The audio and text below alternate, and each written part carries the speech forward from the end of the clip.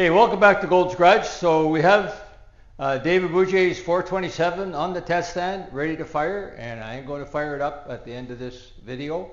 But the purpose of the videos, the series of videos, is to document for David the whole process of buying a BluePrint engine, doing all the diagnostics on it before we take it apart, so we learn as much as we can.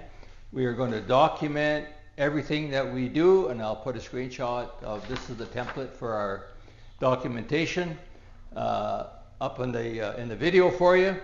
And by the time we're done, all of the cells in this template will be filled out. So we'll know as much about it as we can. Once we've done all the external things, we are going to disassemble this engine, measure every bearing clearance, every piston cylinder oil clearance, etc., the camshaft timing, everything else we need to know about it. And if there's anything necessary, we're going to fix it when we put it, when we put it back together. So there's this whole bunch of tools that you can use. I call them non-invasive tools that you can use to determine the health of an engine. There's a leak down test, and that's with my leak down tester, and I've showed leak down tests in videos before. Essentially, we put 100 psi of air in the cylinder, and this is a Moroso device that measures the amount of air going in the cylinder and the amount that's escaping in a percentage. And we've already done that for this, and when I put the sheet up, all the numbers as a result of that are already published. And for what it's worth, while we're at this subject, really good numbers. The average was 7% and of leak down, so 7% of the air going in. It's actually a relative measure, but that's a really good number. I've measured probably 100 engines with this device, and that's about as good as I've seen. So that is a reflection mainly of the quality of the finish of the bore, the cylinder, and that's on BluePrint. I'm sure they've got that down to a science. The final sealing, assuming your valves are sealed, is really up to the bore and the finish. If you have a high leak down number, probably anything over 20%, you got to start doing something about, on my system anyways. Then it could be an intake valve or an exhaust valve, or it could be the pistons. But when you're down at 7%, that's not a problem. The other one is compression test. We did a compression test, and we'll show the results of it. They're all from 180 to 200 psi, and BluePrint advertises this engine, or in their instructions, 97 pump gas. And actually 200 is a little high from my experience, so maybe I'll learn something. Maybe I'm being a little too conservative. Typically I aim for 180 psi, 180 maybe to 190.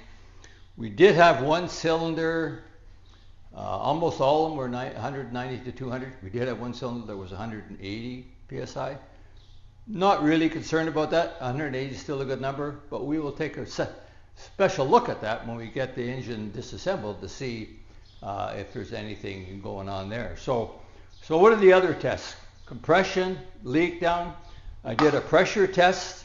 This gauge pressurizes the radiator and the whole cooling system in the block. And if you had, for example, a head gasket leak or an intake manifold gasket leak where you have water interface, water's going to get into your oil. That's not going to be good. So we've already done this test, and we had it at over 15 psi for an extended period of time, and 0 leaks. 0 external leaks so far. I've had this engine running already probably 10 or 15 minutes. I'm not seeing any leaks whatsoever. What else? When we get it started, we'll show you this gauge. It's a vacuum gauge, and I've already had it running, as I said, so we're about 15 or 16 inches of mercury in vacuum, and that's a good number for an engine like this. The camshaft in this engine is 230, 236. It's the camshaft that really has the biggest effect on the vacuum. The more overlap you have in your camshaft, the lower your vacuum is going to be. So anyway, that number is fine, and we've already mentioned it's probably a pretty conservative camshaft. So another thing, when we get it running, we use this simple little, this is actually intended to measure the temperature of your roast in your oven, I think, but it works great for this application. We shoot it at every header next to the cylinder in the same place, and if one cylinder's not as hot as the others within a reasonable range, then we have to worry about that. So all of the diagnostics have been good. BluePrint also publishes horsepower and torque chart. It comes with the book of documents that comes from BluePrint. This engine made, according to them, 542 horsepower and 538 foot-pounds of torque. We'll put a screenshot of this as well in the video so you can see it. So that's a lot. That's a lot of horsepower for a street motor, and it makes almost the same amount of horsepower and torque. My kind of rule of thumb is if you make more horsepower than torque, a lot more, then you probably have too big of a cam for the street. But remember, the bigger the engine, the bigger cam you need. You got a bigger cylinder to fill, so you need a bigger cam in order to fill it. So we've covered leak down, compression, cooling system, pressure, temperature, and we're going to cover vacuum when we get the engine started. So before we fire it, another comment on BluePrint has a warranty. And by the way, I followed the BluePrint instructions to a T. This engine has a roller cam, so we don't have to worry about breaking in a flat tappet camshaft. I've got oil with ZDDP. BluePrint actually recommends oil with ZDDP. Even though it doesn't have a flat tappet cam, it actually helps to break in things like the rings and rocker arms, anything where there's a very high pressure interface.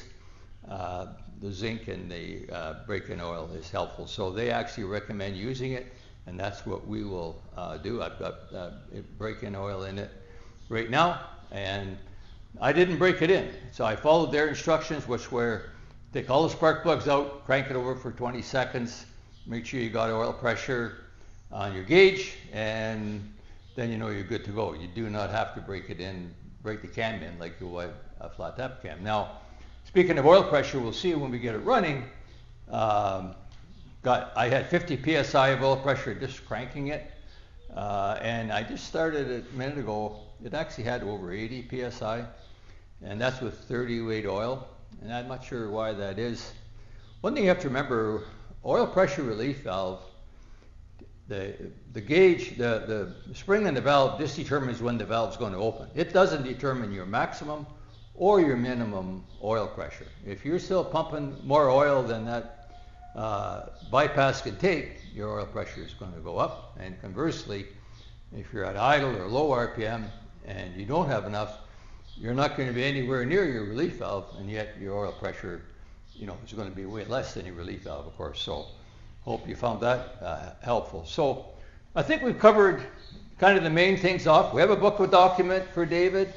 Everything is going to be in there when we get done, and we'll give them information electronically. The warranty, a couple comments. It's pretty tough they do have a 1-year limited warranty, and to be fair, warranting anything like this is tricky. Warranties are written by lawyers. There are a lot of limitations on the warranty, and restrictions on the warranty. For one thing is, if you live outside the United States, there is no warranty. That solves that for us. But even beyond that, if you use it for racing or a bunch of other applications, there is no warranty. And if something does happen and there's labor involved, you have to get someone that they authorize to provide the labor, and you pay for it, or I pay for it, whatever, and file a claim later and try to convince them that they should help you pay for it. So, but to be fair, any kind of a warranty on an engine, once it leaves the counter, they don't know where it's going, what's going to happen to it, and obviously a lot of risk involved in doing that. So we're going to stop the clip right now. I'm going to move outside, fire it up, and let you hear how it sounds. So just one point before we start it up. They call this a BluePrint engine. The definition of blueprinting is, measuring, documenting and correcting if any measurements aren't in the scope or in the specification or in tolerance. So one of the important things is the quality of your measurements. And this is my template. You will see it on the screenshot. Eventually it'll be all filled in. But if we're not confident that the numbers we put in these cells are valid and good numbers, it's just a bunch of useless information that doesn't help you do anything. In fact, it could get you in lots of trouble. So one thing to remember if you're trying to do this, if you're blueprinting, is you need, the saying is keep measuring until you get the result you want. Well, that's not really what we're trying to do. Keep measuring until you get enough repeatability that you're confident the measurements that you're taking are accurate and valid. And one of my things is I might do a crankshaft, go in the house, have supper or whatever, come back out and measure it again. If I'm not plus or minus a tenth of a thousandth of an inch, then I know I've started to work on my accuracy. So when we put numbers down, you have to be confident that one thing is you can sleep at night knowing that you got it right, and it's not going to come back to bite you at 7,000 RPM or something like that. So just one point about documenting. If you haven't done a lot of it, take your time and make sure you get it right and be confident. Once you close it up, you don't have a second chance to look at it. And before we fire it up, because I'm probably going to lose you at the end, please remember to like and subscribe. Alec just gave me the signal there. So let's fire it up and see how 540 horsepower, what 540 horsepower sounds like. So.